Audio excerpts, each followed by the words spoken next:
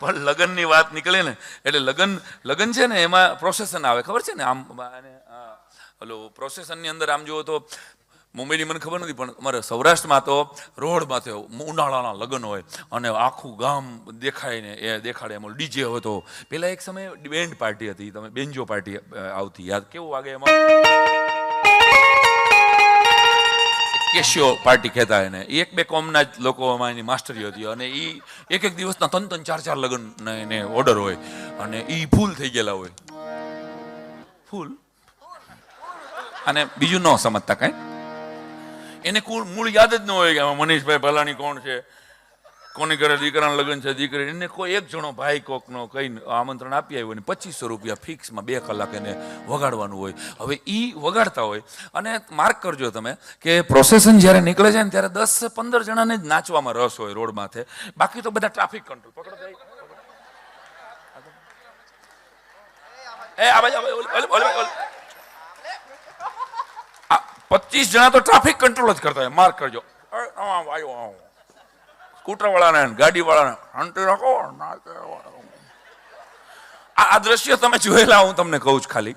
લગ્ન તો આહા, અને 15 જણાને જ્યાં સુધી એનો મેકઅપ ન ઓગળે ને ત્યાં સુધી નાચવું હોય એ પણ, અને એ નાચે. હવે નાચવામાં ઘટના શું થાય કે 15-20 છોકરા છોકરીને નાચવું હોય, કુટુંબના 2-3 હરખોડે કાકી પણ હોય, એમાં એને નાચી જ લેવું હોય. દરેક લગ્નમાં એકાદ ફઈબા એવા હોય, ખબર છે ને, જેની બેગ ખોવાઈ ગઈ હોય. એ આખા લગ્નમાં બેગ જ ગોતતા હોય. ચંદ્રિકા, મારી બેગ નથી મળતી. ઓ માય ગોડ, મારી નવી સાડી એમાં છે. એ આખા લગ્નમાં બેગ જ ગોતતા હોય.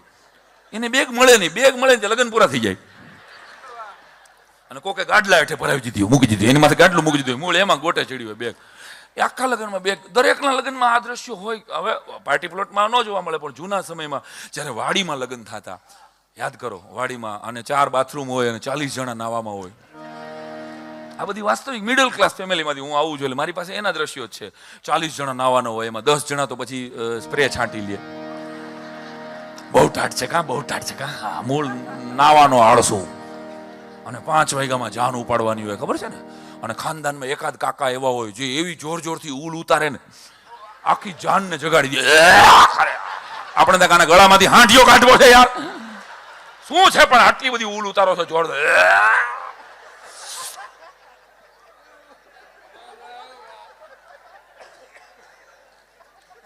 આખી જાન જાગી જાય આની ઉલને લીધે. આવી ટિપિકલ આઈટમો દરેક ખાનદાનમાં એક હોય છે. એટલે મને એમ લાગે છે કે ભગવાન આપણને લાકડી લઈને નથી મારતો. આવા એક કાકા આવી એક ફઈ મૂકી દે, આખું કુટુંબ ગોટે ચડે.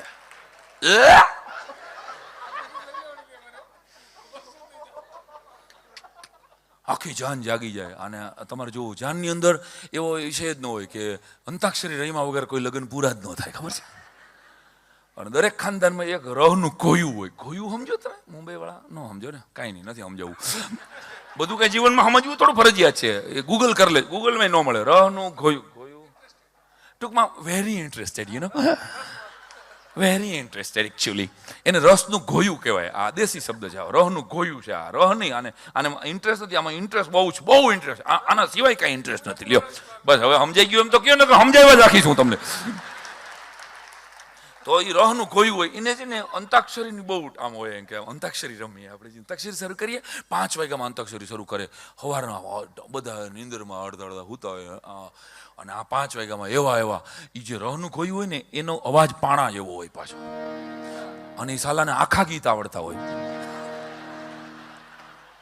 અવાજ જાડો હોય એનાથી આપણને પ્રોબ્લેમ નથી, પણ આખા ગીત થોડા કહેવાય. અને 5-5:30 વાગ્યામાં શરૂ કરે. ચંદન સાબદન ચંચલ ચિત ધીરે ઓ મુસ્કાના મુझे દોસ્ત. ક્યારેક જાનની બસ, ખબર છે, નાળામાં ખાબકે છે, ઊંધી પડે છે. એ આવાઓને લીધે આવા ગીત સાંભળવા આના કરતા આને પુગાડી દેવા. ડ્રાઈવરનો બાટલો ફાટી જાય છે. ચંદન શાંતિ રાખ ન હોય તબલા એમાં કોઈ. અંતાક્ષરી હવારના પોરમાં લગ્નના દ્રશ્યો તમને કહી રહ્યો. ઓહો, ચંદ્રિકા મારી બેગ નથી મળતી. અને રોડ માથે પ્રોસેસન નીકળ્યું હોય, ફૂલેકું કાઢ્યું હોય બધાએ. હવે કોક 2 જણા જઈને કહી આવ્યા હોય, એ તો મને યાદ ન હોય ઓલા જે વગાડવા વાળાને, એટલે હિંચથી સર કરો, હિંચ લેજો, હિંચ લેવું છે ભાઈ, હિંચ. એટલે 2-5 જણાને હિંચ લે. પછી કોક દર 2 મિનિટે ગીત બદલાવી નાખે. કોણ બદલાવી નાખે મારો રામ જાણે. અને ગીત બદલાવી નાખે. હવે ઘટના સાંભળજો, 90 કિલો પ્લસની જેટલી પણ માતાઓ બહેનો છે એને મારી નમ્ર પ્રાર્થના છે કે પરી હું મેં ગીત તમારા માટે નથી.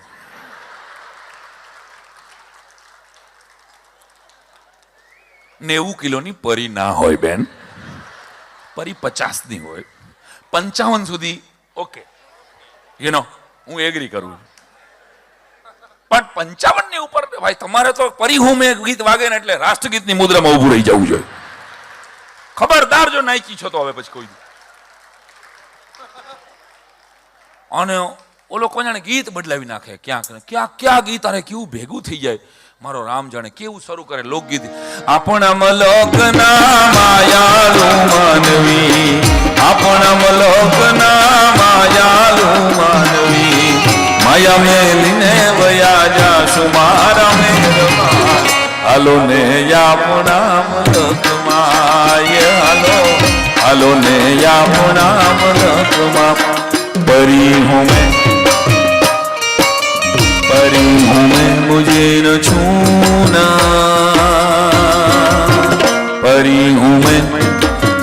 अरे ओ जानो बकारे तारे तो कितना डखारे, अरे ओ जानो बकारे तारे तो कितना तारे तो कितना डखारे, तारे तो रोजनी जफारे. आज मेरे यार की शादी है, आज मेरे यार की शादी. ओ ए सनेडो सनेडो, ए सनेडो सनेडो, भाई भाई भाई भाई.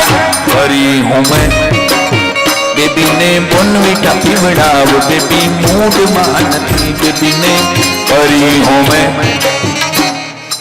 शांति रखो भाई.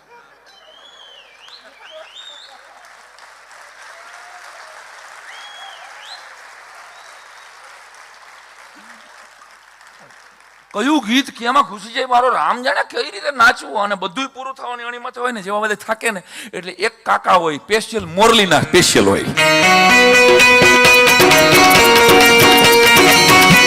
એ રૂમાલની ગંધારા રૂમાલની મોરલી બનાવે અને હરિંગ દસ્તા જેવી એની કાકી એ નાગડી બને પાછી. ઘડીક તમે આને કાકી ગણે, આવી કાકી હોય ને મારી તો હું યા ગુજરી જાઉં. ઓહા બસ બસ.